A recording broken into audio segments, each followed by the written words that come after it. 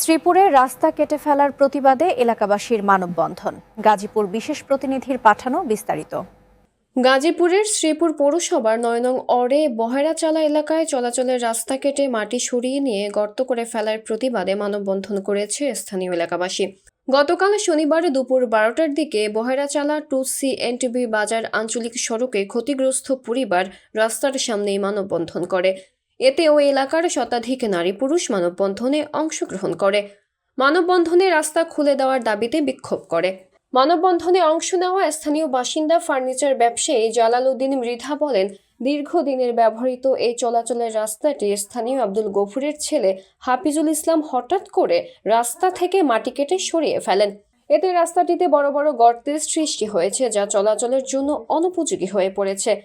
রাস্তাটি কেটে দেওয়ায় ওই এলাকার যাতায়াত বন্ধ হয়ে গেছে। বিশেষ করে স্কুল কলেজে পড়ুয়া শিক্ষার্থী, বৃদ্ধ এবং অসুস্থ ব্যক্তিদের চলাচলে চরম ভোগান্তি পোহাতে হচ্ছে। রাস্তাটি পুনরায় ব্যবহারের উপযোগী করতে হলে হাফিজুল ইসলামকে চাহিদা মতো টাকা দিতে হবে। রাস্তাঘাটের উত্তর পাশে নদীভাঙ্গন এলাকার মাসুম জমি কিনে আধা পাকা বাড়ি নির্মাণ করেছে। তার নির্মাণ কাজে বাধা দেওয়ার জন্য তাদের কাছে টাকা দাবি করে। মোহাম্মদ জালাল, আমি ফার্নিচারের ব্যবসা করি। আমার গ্রামে ছিল বহেরাচালা উত্তরপাড়া। এই ঢাকায় লোকে ওইখানে জায়গা কিনছে এই বাচ্চু ভাইয়ের কাছ থেকে। পরে এই লোকের রাস্তা দিছি আমরা। এই জায়গায় এসে হইলো হাফিজুল এসে হইলো করে যে আমি হইলো বিএমপি করি, আমি বিএমপির সমর্থক, তোরা এনে বাড়িঘর করবে, আমার টাকা দিতে হবে। পরে হইলো টাকা দিছে না দেখে হইলো ওইখান থেকে রাস্তা ইনি কুবাই কেটে ফেলাইছে। তাদের চাহিদা মতো টাকা না দেওয়ায় রাস্তা থেকে মাটি কেটে সরিয়ে নিয়েছে।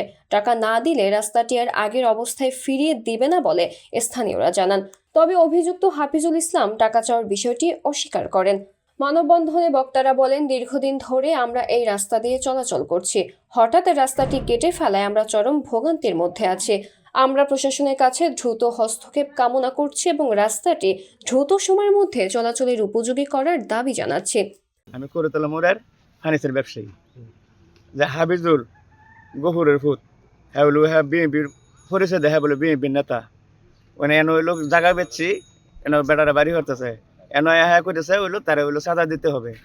চাঁদা না দেওয়ার কারণে হ্যাঁ হইলো আমার রাস্তা কোবাই কেটে লেছে, অনেকখানি রাস্তা কোবাই কেটে লেছে। তারপরে তারা 60,000 টাকা দিছি। দেওয়ার পরে হ্যাঁ করতেছে 60,000 টাকা হবে না, 6 লক্ষ টাকা দিতে হবে। 60,000 টাকা রাখতে হ্যাঁ, এটার আমি উপযুক্ত বিচার চাই, সঠিক বিচার চাই। জালালউদ্দিন মৃধা জানান, উল্টো হাফিজউদ্দিন ঘটনাটি ধামাচাপা দেওয়ার জন্য ভিন্ন খাতে প্রবাহিত করে সামাজিক যোগাযোগ মাধ্যম ফেসবুকে আমাকে জড়িয়ে মিথ্যা অপপ্রচার চালিয়ে আমার মান সম্মান ক্ষুণ্ণ করেছে। আমি এর সুষ্ঠু বিচার দাবি করছি। এর আগে গত 23 ডিসেম্বর আমার মামাতো ভাই সুমন সরকারের দোকানে হামলা চালিয়ে হাফিজুল ইসলাম দোকানে মালামাল লুটপাট, হামলা ভাঙচুর ও মারধর করে ব্যাপক ক্ষতি সাধন করে।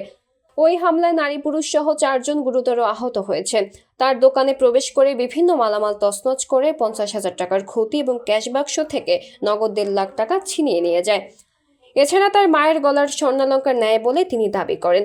এ ঘটনায় সুমন সরকার বাদী হয়ে শ্রীপুর থানায় মোবারক, হাফিজুল সহ 7 জনের নাম উল্লেখ এবং অজ্ঞাত আরও 4-5 জনকে অভিযুক্ত করে একটি লিখিত অভিযোগ দায়ের করেছেন। অভিযোগটি শ্রীপুর থানার এসআই উপপরিদর্শক আবুল বাশার তদন্ত করে সত্যতা নিশ্চিত করেছেন। শ্রীপুর থানার ভারপ্রাপ্ত কর্মকর্তা মোহাম্মদ নাসির আহমেদ জানান, দোকানে হামলা ও মারধরের ঘটনায় একটি লিখিত অভিযোগ পেয়েছে। তদন্ত করে প্রয়োজনীয় আইনগত ব্যবস্থা নেওয়া হবে।